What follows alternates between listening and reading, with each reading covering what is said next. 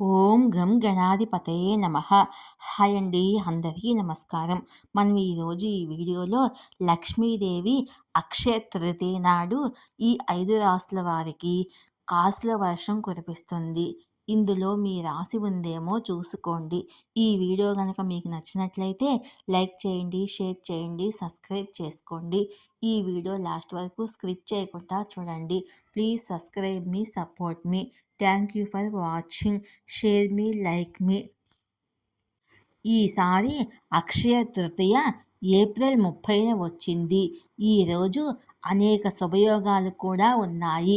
లక్ష్మీనారాయణ రాజయోగము, గజకేసరి యోగము, సర్వార్థ సిద్ధి యోగము ఏర్పడతాయి. ఈ యోగాలు కొన్ని రాశుల వారికి శుభ ఫలితాలను తీసుకువస్తాయి. ఈ యోగాల కారణంగా ఈ 5 రాశుల వారికి ఊహించని లాభాలు కలుగుతాయి. లక్ష్మీదేవి అనుగ్రహం కూడా కలుగుతుంది. లక్ష్మీదేవి సంపద వర్షాన్ని కురిపిస్తుంది. ఆ రాశులేంటో మనం ఇప్పుడు తెలుసుకుందాము. కర్కాటక రాశి. కర్కాటక రాశి వారికి అక్షయ తృతీయ నాడు శుభ ఫలితాలు ఉంటాయి. విజయాన్ని అందుకోవడంతో పాటుగా అనుకున్న ఉద్యోగం వస్తుంది. బంగారం, వెండి, రియల్ ఎస్టేట్, ఆటోమొబైల్స్ వ్యాపారులకు కూడా సంపద పెరుగుతుంది. ఆర్థిక ప్రయోజనాలు ఉంటాయి. తులారాశి. తులారాశి వారికి అక్షయ తృతీయ నాడు శుభయోగాల వలన అనేక లాభాలు కలుగుతాయి. రావాల్సిన డబ్బులు చేతికి వస్తాయి. మీ అందం పెరుగుతుంది. కొత్త మార్గములో డబ్బుని సంపాదిస్తారు. వాహనాలు, ఆస్తుల్ని కొనుగోలు చేయడానికి కూడా ప్రయత్నం చేస్తారు. మకర రాశి. మకర రాశి వారికి అక్షయ తృతీయ నాడు కలిసి వస్తుంది. అక్షయ తృతీయ నాడు ఈ రాశి వారికి ఆర్థికంగా ప్రయోజనం కలుగుతుంది.